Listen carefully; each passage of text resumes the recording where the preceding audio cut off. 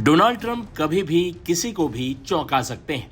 हाल ही में ईरान के परमाणु ठिकानों पर हमला करने वाले ट्रंप ने अब ईरान को मदद की पेशकश कर दी। अमेरिका ने ईरान के परमाणु कार्यक्रम को लेकर नया ऑफर दिया है।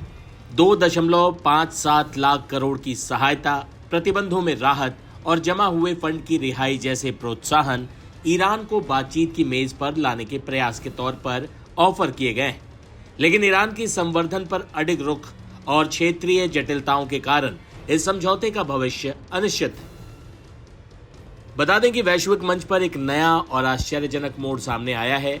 अमेरिका की ट्रंप प्रशासन ने ईरान के साथ एक नया समझौता करने की योजना बनाई है, जिसमें ईरान को $30 बिलियन तक की सहायता, प्रतिबंधों में ढील और जमे हुए अरबों डॉलर की राशि को मुक्त करने की पेशकश शामिल है।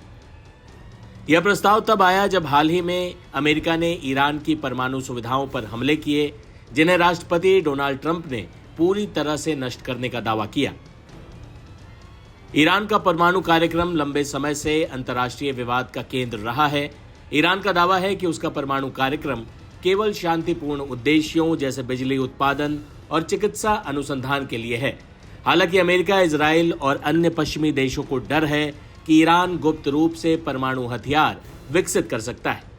हाल ही में डोनाल्ड ट्रंप ने ईरान के परमाणु ठिकानों पर हुए हमले पर अपनी बात कही थी और दावा किया था कि ईरान के परमाणु ठिकाने पूरी तरह नष्ट हो गए। Obliteration. When you take a look at the ground above, don't forget the flame is all underground. But everything above, if you look at the before and the after picture, everything above is burned black. The trees, everything.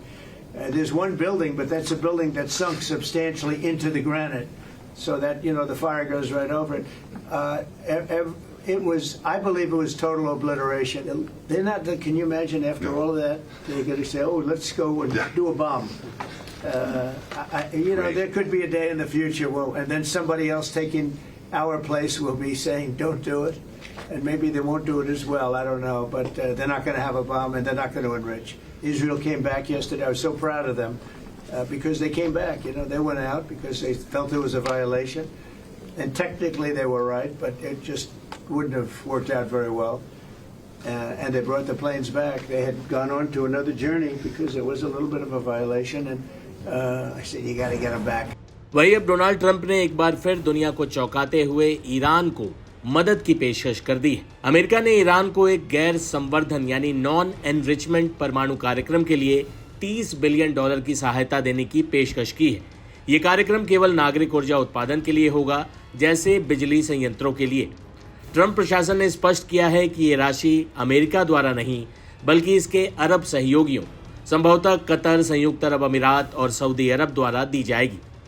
एक अमेरिकी अधिकारी ने कहा कि हम इन वार्ताओं का नेतृत्व करने को तैयार हैं, लेकिन इस परियोजना के लिए धन हम नहीं देंगे। ये प्रस्ताव तब सामने आया है जब हाल ही में इजराइल और ईरान के बीच 12 दिनों तक जंग चलती रही। इजराइल ने 13 जून 2025 को ईरान की परमाणु सुविधाओं पर हमले शुरू किए। इसके जवाब में ईरान ने कतर में अमेरिकी हवाई अड्डों पर मिसाइलें दागी। कतर की मध्यस्थता से दोनों पक्षों के बीच एक युद्ध विराम हुआ। हालांकि कहा गया कि डोनाल्ड ट्रंप के 3 पॉइंट फॉर्मूले के तहत ये युद्ध विराम हुआ। ये 3 पॉइंट फॉर्मूला क्या है, जाते जाते आपको ये भी बता देते हैं। डोनाल्ड ट्रंप का 3 पॉइंट फॉर्मूला। सीज फायर पर डोनाल्ड ट्रंप का पहला पॉइंट है कि पहले ईरान युद्ध विराम करेगा। ट्रंप के मुताबिक दोनों देश पहले अपनी अंतिम सैन्य कार्रवाइयां पूरी करेंगे, इसके बाद ईरान पहले 12 घंटे सीज फायर करेगा। ट्रंप का दूसरा पॉइंट है कि जब ईरान के 12 घंटे सीज फायर के पूरे हो जाएंगे, तब बारी इजराइल की होगी। यानी ईरान के 12 घंटे बाद इजराइल अगले 12 घंटों के लिए सीज फायर करेगा। इसके बाद आता है तीसरा पॉइंट। ईरान के 12 घंटे और इजराइल के 12 घंटे के सीज फायर के बाद, यानी पूरे 24 घंटे बाद जंग खत्म हो जाएगी। डोनाल्ड ट्रंप के मुताबिक 24 घंटे बाद युद्ध को आधिकारिक रूप से समाप्त घोषित किया जाएगा। ट्रंप ने ट्रुथ सोशल पर लिखा, अब जब सभी पक्ष अपने अभियान पूरे कर लेंगे, तब युद्ध विराम शुरू होगा और 12 घंटे बाद दोनों शांत रहेंगे। 24 घंटे बाद यह युद्ध समाप्त माना जाएगा।